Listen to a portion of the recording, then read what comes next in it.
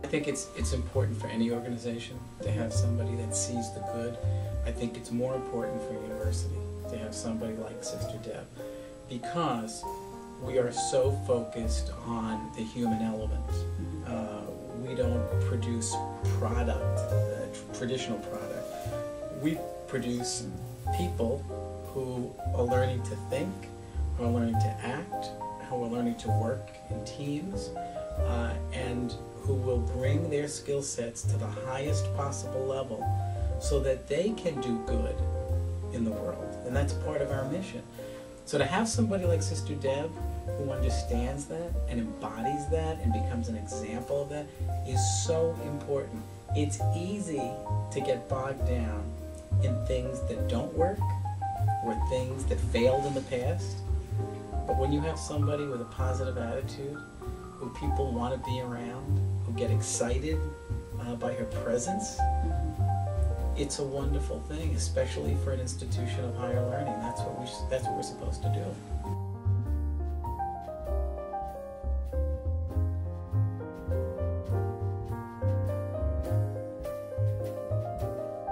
Sister Deb Golias is one of those rare people who means what she says and says what she means. If she had to say an unkind word, I think her mouth would stop functioning. When she walks into a room, it lights up because she has this inner light that's completely driven by selfless love.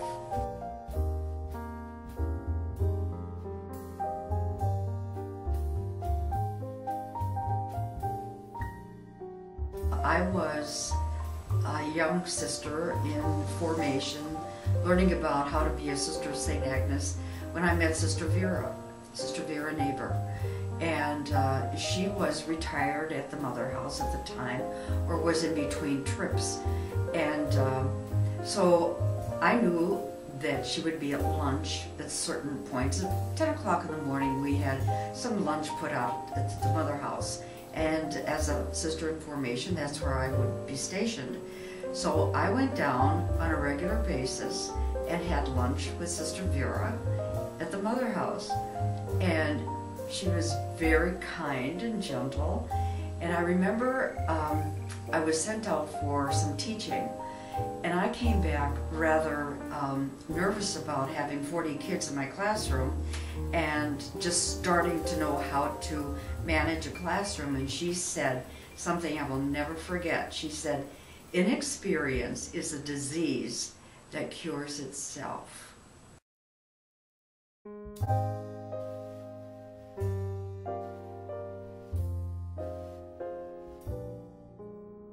During Space Initiative, she came to me and said,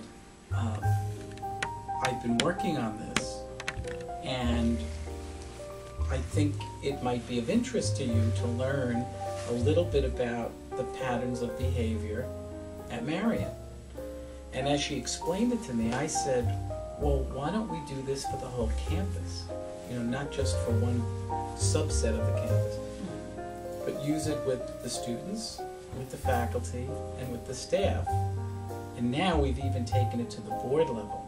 So we've had the board members do it. We're looking at subcommittees, because she can analyze how people not only interact, but how they work as a team, and how the balance of team is so important.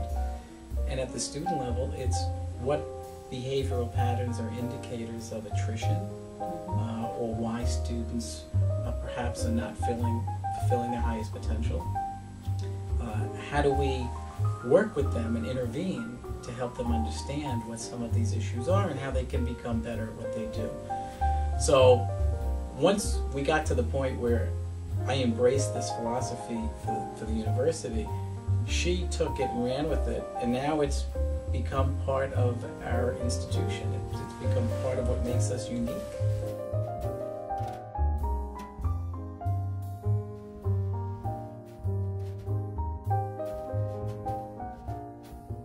The sisters have a motto, which I'm not sure what the Latin is, but in English it translates to lilies among thorns. And Sister Deb is truly the lily among thorns. She can find the pony in a room full of poop. She is just, and she's genuine. There are a lot of people who will smile and, have nice things to say, but their heart really isn't behind their words. Sister Deb is different. She means what she says, and she genuinely loves everybody, particularly the students. She's here because she's all about the students and empowering the students with our mission. And she's very inspirational.